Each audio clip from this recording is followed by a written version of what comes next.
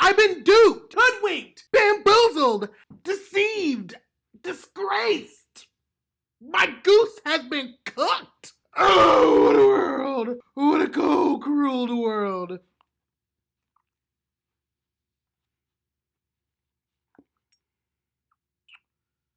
Harley? So as you all know, this is my third time making this video, by the way. I was supposed to move into a new apartment on Monday. Let me tell you guys how I took the biggest L of my entire career. Me and the guy I'm supposed to be rooming with, we show up to the new apartment complex. We're ready. We've got our money orders in hand for, the move-in date. The leasing guy, ain't happy to see us. He's like, let's just go ahead and get your lease signed. We'll get you out of here and this, that, and the third. I'm like, that's cool, that's fine, we can e-sign them, get it out of the way, ciao. So, he's like, while we're doing all of this, he's like, let's go walk the apartment. Tell me why they don't have a golf cart to tote people around to the apartment. We walked 20 miles to get to this new apartment, only for us to get there, walk in. The place was an embarrassment. So we walk in and the stove is missing, you guys. Man-sized easy-baked oven, as one of my friends said, missing, gone. Como se dice, there is no stove in Espanol. There's no stove. Like, there are skid marks where somebody drug that thing and slid it out the front door and threw it onto a truck. Like, that stove was nowhere to be found. It is a total loss. So, I'm like, okay, we gotta get a new stove. That's their issue, not ours.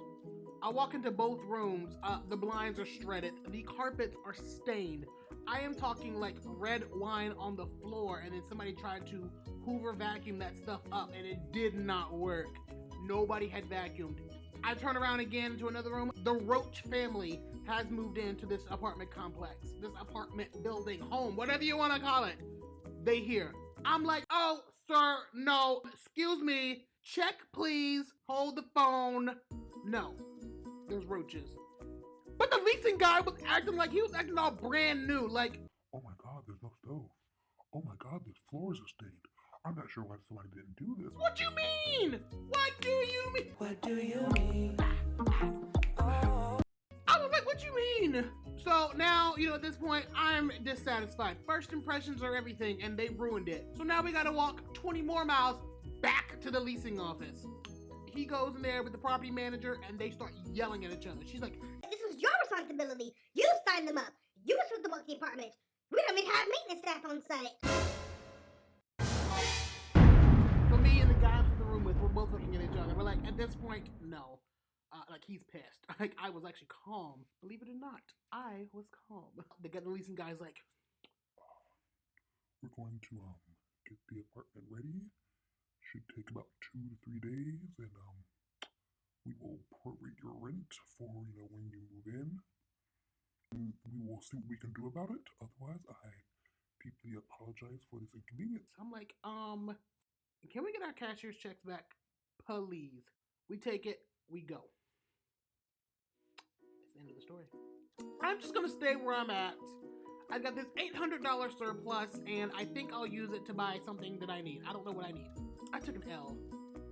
That apartment, it was so nice. Like, they had hot tubs, saunas, and a rock climbing wall, and a gym, and a basketball court, and a pool and fireplaces. It was so nice.